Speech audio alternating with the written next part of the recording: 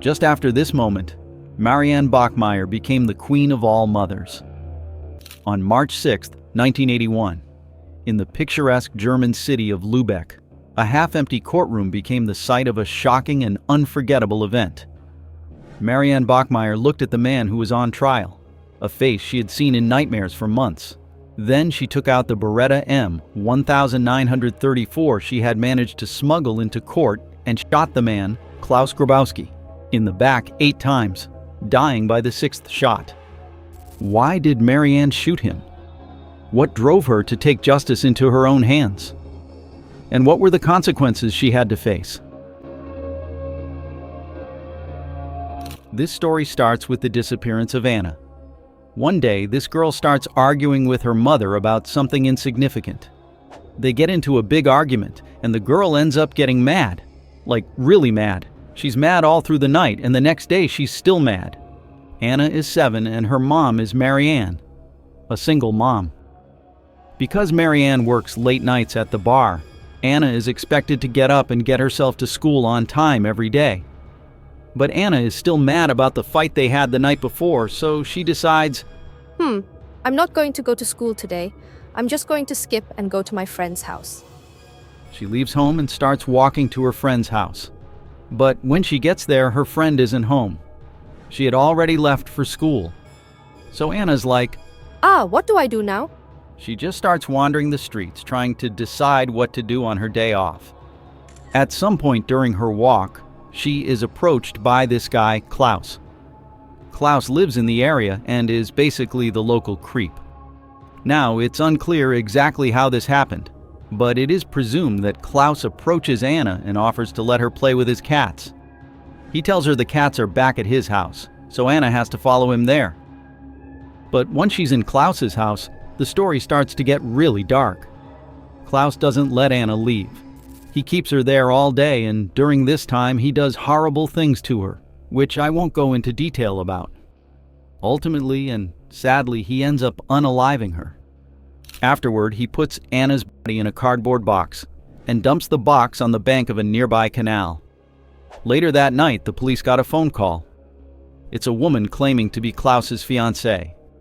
She says, I think my soon-to-be husband killed a girl today and I want to report it.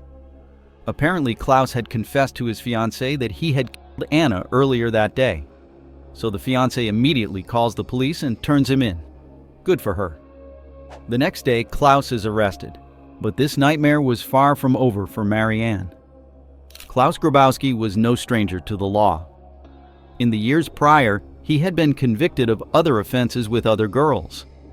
He was arrested and underwent a psychological evaluation that claimed he was addicted to an abnormal sexual instinct, and that he was considerably limited in his ability to prevent it. Because of this evaluation, he was sent to a psychological treatment facility instead of prison. A couple of years later, he was given the option to undergo a controversial procedure that would chemically castrate him or remain in the institution for longer. He chose the procedure and was released shortly after. No further psychological evaluations were done. 2 years later, Grabowski underwent a treatment to reverse the chemical castration and to increase his testosterone, ostensibly to start a family with his fiancée. At the time of the murder, his testosterone was at the same level as before the original procedure. When Klaus went on trial a year after Anna's murder, Marianne was forced to listen to testimonies and descriptions about her life and Anna's life. It was claimed that Anna practically grew up on the streets, and that her mother, a waitress at a bar, worked late nights and didn't care for her daughter. Marianne was heartbroken and angry. Klaus admitted to killing Anna but blamed her for what happened. He claimed she tried to blackmail him, threatening to go to the police if he didn't give her money. He painted himself as the victim, insisting he killed Anna in a panic. These accusations enraged Marianne. Not only had Klaus taken her daughter from her, but now he was dragging Anna's name through the mud, smearing her memory with vile lies. Marianne's life before Anna's death had been filled with trouble and complications. She grew up in a tumultuous household, with her father being part of the SS, and her mother being strict and having multiple men. As a teenager, Marianne became pregnant twice, giving both children up for adoption due to her unstable circumstances. Some years later, she left school and started working at a restaurant as a waitress, where she had a relationship with the owner, Christian Berthold. Soon after, she became pregnant by Christian, and this time she decided to keep the baby because felt she had the means to take care of her, but the father escaped, so Marianne had to raise Anna by herself. With her time-consuming job, Marianne wasn't able to take care of her all the time, so she would often take Anna to the restaurant or even leave her alone on the streets.